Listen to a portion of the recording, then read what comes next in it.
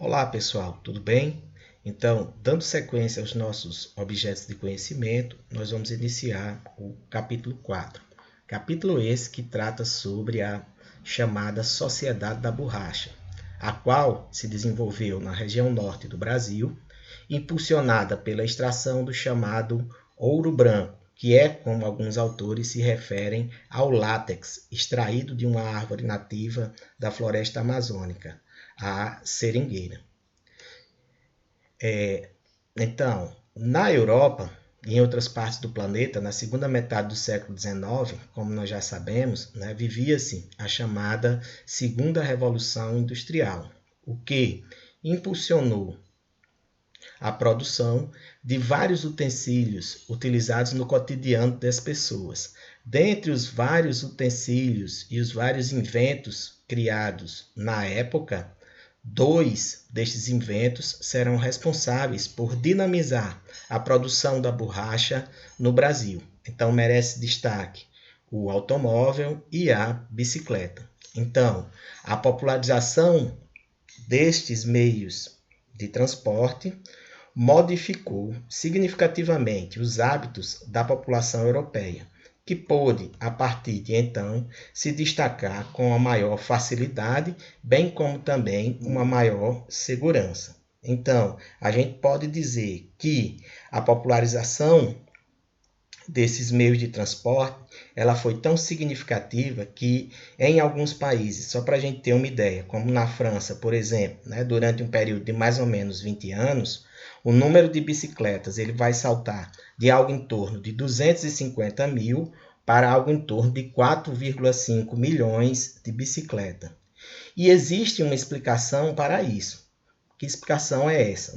O custo de uma bicicleta ele era relativamente baixo, ele era equivalente a mais ou menos um mês de trabalho de um operário, o que fez com que a bicicleta ou o uso da bicicleta se tornasse uma verdadeira febre na Europa. Assim como também o automóvel, que nesse período passou a ser produzido em larga escala.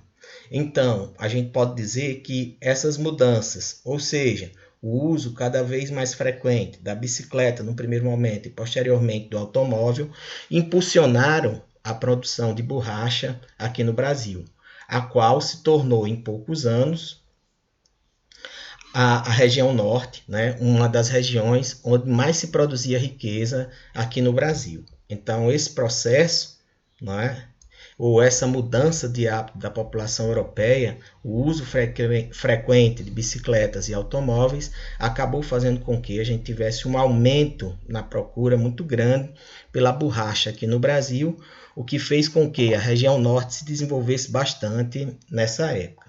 Então, era na floresta amazônica que esse processo ele se iniciava. Então, na floresta amazônica, podemos dizer assim, nós tínhamos duas figuras muito importantes. Então, de um lado, nós tínhamos o seringalista e do outro lado, nós tínhamos o seringueiro.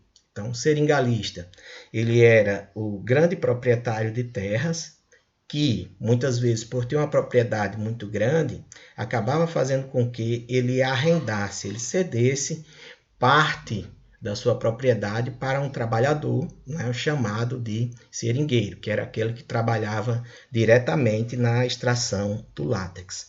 Normalmente, esse seringueiro ele era das mais diferentes regiões aqui do Brasil, principalmente da região Nordeste. Então, muitos trabalhadores nordestinos eles se aventuraram nessa época na região Norte, com o objetivo de certa forma, melhorar a sua condição de vida, fugindo, sobretudo, da fome e da miséria que em determinadas épocas do ano atingia essas pessoas aqui no Nordeste. Aquilo que eu comentei para vocês em outra oportunidade. Então, a gente pode ver que a região Nordeste como um todo, ela é até hoje ainda considerada por alguns autores como sendo a chamada região das perdas, principalmente se a gente levar em consideração esses deslocamentos populacionais que foram feitos pelos trabalhadores nordestinos, os quais participaram de praticamente todos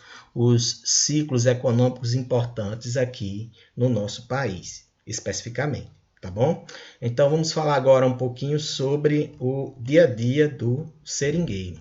Então, o seringueiro, ele era o responsável pelo processo de extração, produção e beneficiamento do látex. E aí, o que é que acontecia? De tempos em tempos, o seringueiro ele ia ao barracão da fazenda, onde ele vendia as chamadas bolas de borracha, que eram fruto do seu trabalho, as quais elas eram produzidas, né?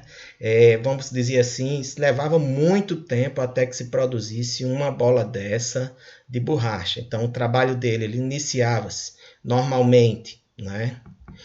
Assim que o dia clareava, ele se embrenhava na mata e aí ele ia de árvore em árvore, de seringueira em seringueira, instalando aqui umas tigelas de latão. Ele realizava cortes na árvore e posteriormente, né, esses cortes, ele fixava aqui uma tigela de latão ao qual pudesse coletar o látex que seria derramado pela seringueira, e aí ele ia de árvore em árvore. Geralmente, né, no final da tarde, ele já havia andado quilômetros dentro da floresta amazônica, e aí ele participava de um outro processo, que era o beneficiamento desse látex, ou seja, ele ia coagular o látex. Então, normalmente, dentro de uma habitação muito simples, chamada inclusive de tapiri, uma espécie de cabana de palha, ele iniciava esse processo de beneficiamento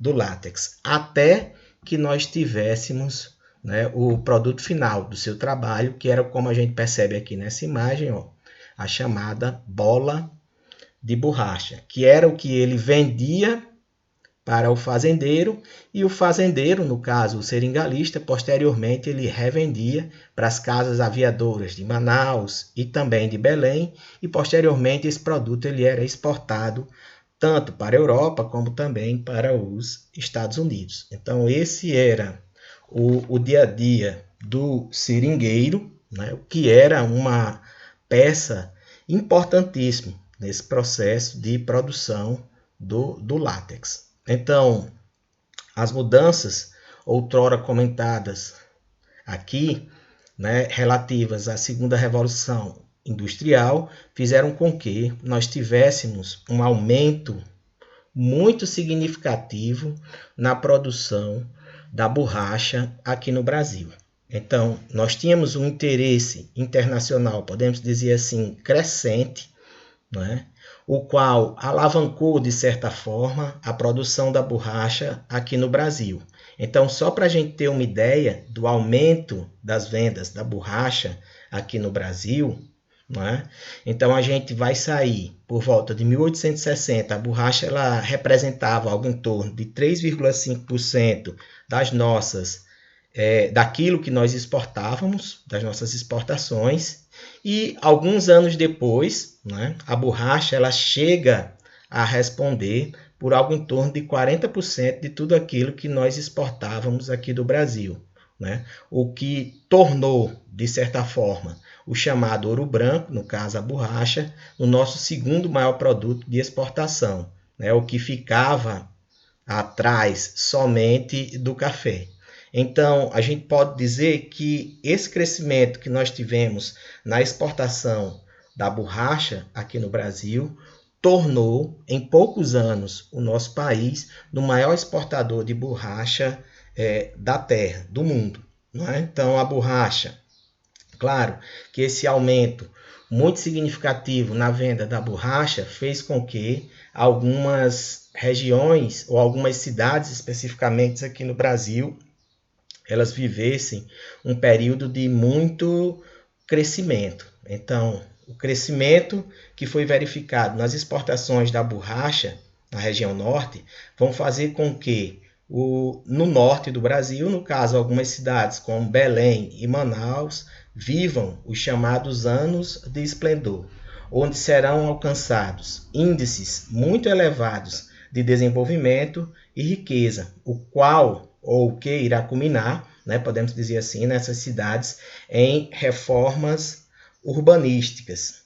Assim como ocorreram em outras cidades do Brasil e do mundo, estas duas cidades, no caso Manaus e Belém, irão passar por um processo de embelezamento, tal qual nós tivemos em algumas cidades no Brasil, como por exemplo o Rio de Janeiro, a própria São Paulo, Recife, Fortaleza.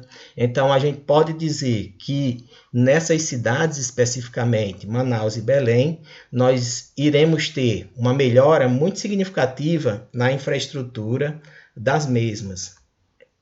Como assim, professor? Nós vamos ter, só para a gente ter uma ideia, a pavimentação de ruas, nós vamos ter a construção de praças, a substituição de pontes de madeira por pontes de alvenaria, nós vamos passar a ter a utilização do bonde elétrico para o transporte público, o que naquela época representava, podemos dizer assim, algo extremamente moderno, não é? Então, tudo isso que aconteceu nessas cidades foi feito com o cuidado de se levar em consideração com aquilo que acontecia na França. Ou seja, a gente vai ter uma influência francesa muito grande nessas duas cidades especificamente.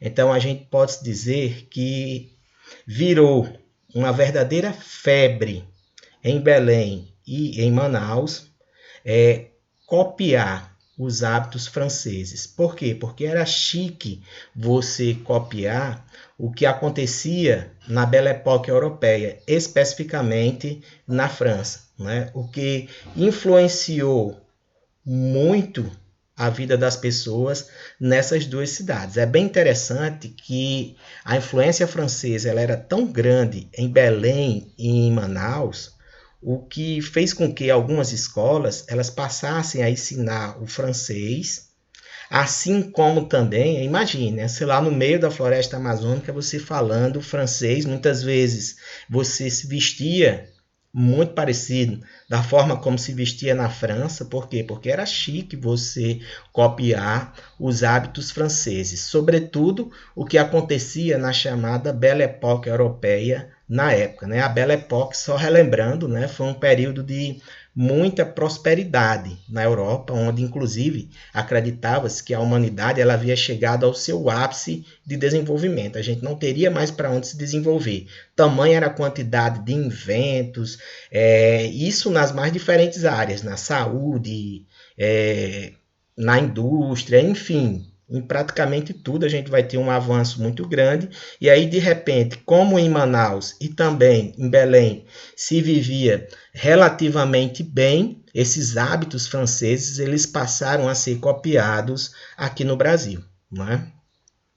E é bem interessante também destacar que nessa época o Brasil ele havia acabado de mudar o seu regime de governo. A gente havia saído da monarquia e a gente havia iniciado a república. Então, algumas expressões elas se popularizaram bastante na época, como essa aqui, por exemplo, o Brasil civiliza-se. Então, era mais ou menos assim. O Brasil ele havia acabado de se libertar do atraso que era proporcionado pela monarquia, e aí o novo regime, o regime republicano, ele contribuiu para modernizar o nosso país. E, consequentemente, as pessoas se achavam que realmente o Brasil estava vivendo um desenvolvimento muito forte, impulsionado, no caso dessas cidades, como a gente já viu aqui, pelo chamado Ouro Branco. Porém, todas essas mudanças que ocorreram nessas cidades e na região norte como um todo, elas estavam restritas a uma parcela da população. E essa parcela era exatamente a elite, que era composta por seringalistas e comerciantes. A maior parte da população ela não se beneficiou dessas mudanças, né? Muito pelo contrário. Né? Boa parte da população vai continuar ainda vivendo na pobreza, o que vai fazer com que a gente tenha desde sempre a manutenção das desigualdades, sobretudo as desigualdades sociais. Tá certo? Então, pessoal, esse foi o nosso primeiro encontro. Espero que vocês tenham gostado. Um grande abraço a todos e até a próxima.